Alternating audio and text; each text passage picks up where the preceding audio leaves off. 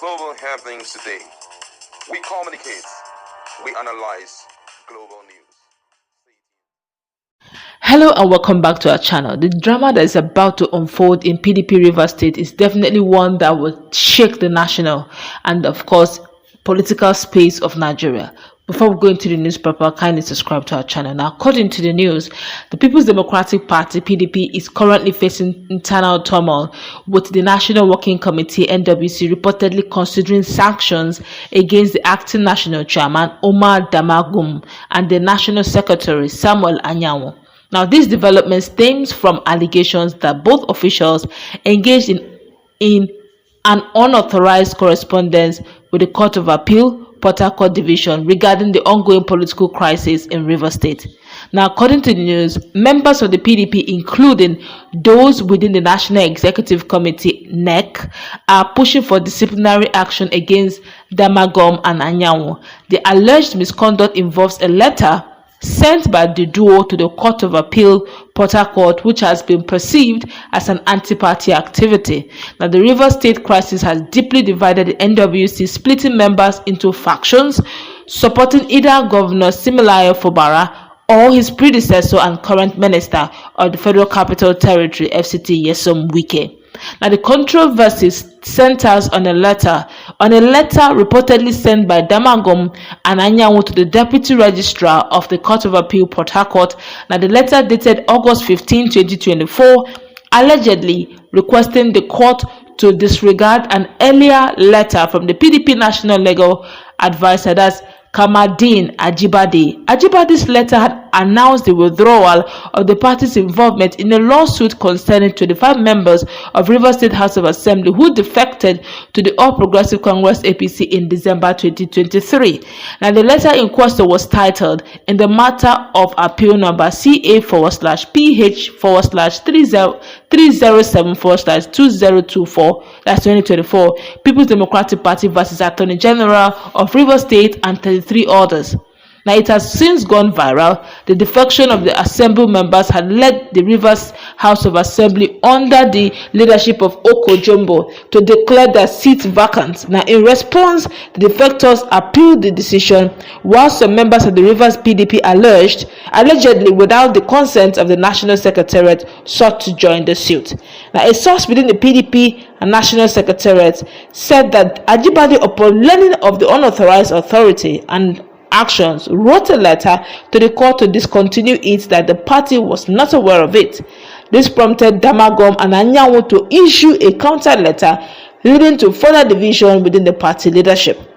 The situation has reportedly sparked a strong reaction among PDP leaders, with many NEC members calling for sanctions against the acting national chairman and the national secretary. Now, the move is seen by some as an attempt to support the defected Assembly members who are actually at odds with Governor Fubara. Now, party members are now demanding that the National Working Committee invoke Section 58 and 59 of the PDP Constitution, which address discipline for anti-party activities. This would involve sanctions similar to those recently imposed on the South-South National Vice Chairman, that's Dan Obe.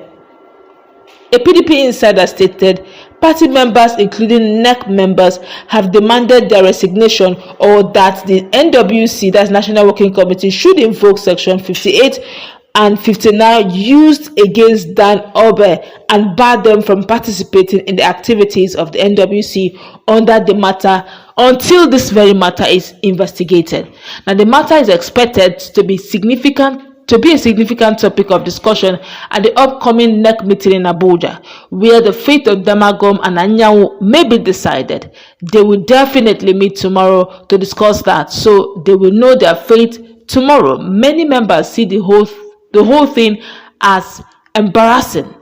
National Working Committee has the right to investigate them on behalf of NEC, the source had added.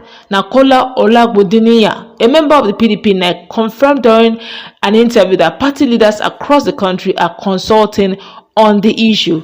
Olawodiniya described the situation as embarrassing, stating that it is unthinkable that an acting national chairman, the national secretary of a party, would write a letter contravening section 42 subsection 1 of the PDP constitution, which confers the authority to choose legal representation for the party on the national legal advisor. Now, efforts to reach Damagum for comment was actually unsuccessful, as his phone was switched off at the time of reporting. Now, when contacted, Anyanwu declined to speak on the matter. Now, PDP is currently navigating a critical juncture with internal conflict threatening to undermine the party's unity. The outcome of the NEC meeting could have significant implications for the party's leadership and its handling of the Rivers State political crisis.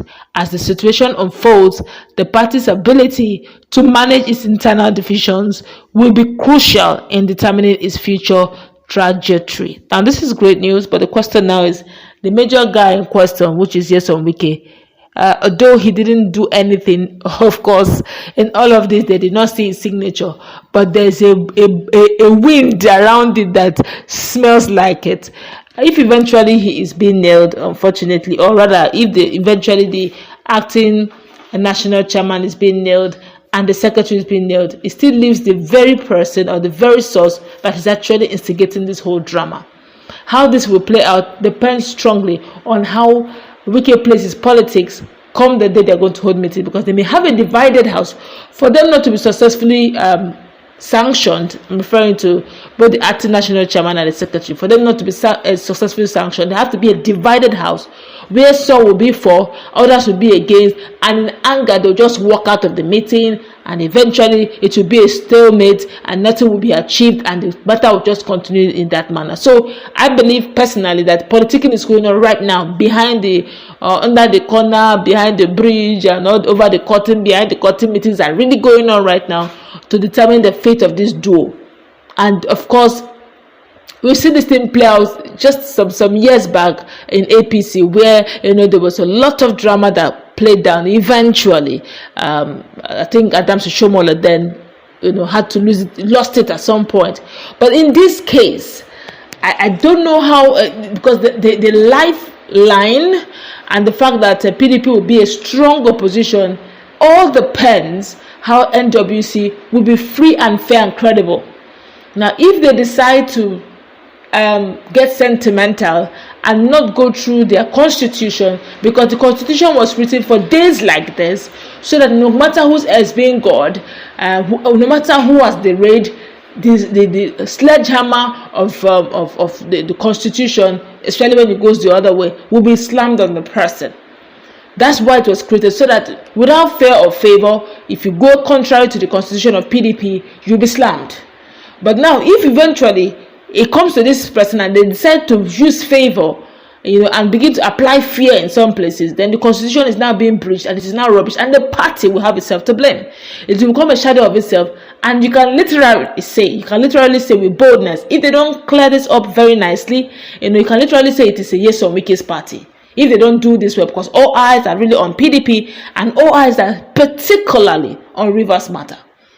Now, how they handle it will determine if it's going to be a main opposition, a force to be reckoned with, and a party that is a go-between, especially if you do not want to be in the ruling party. How it will play out, all eyes are definitely on them, as the likes of Bode Judge are already giving us inkling of how it may play out, as they're already getting feelers of how they will sanction those they will sanction. But let's see how it plays out. Let's meet in that comment.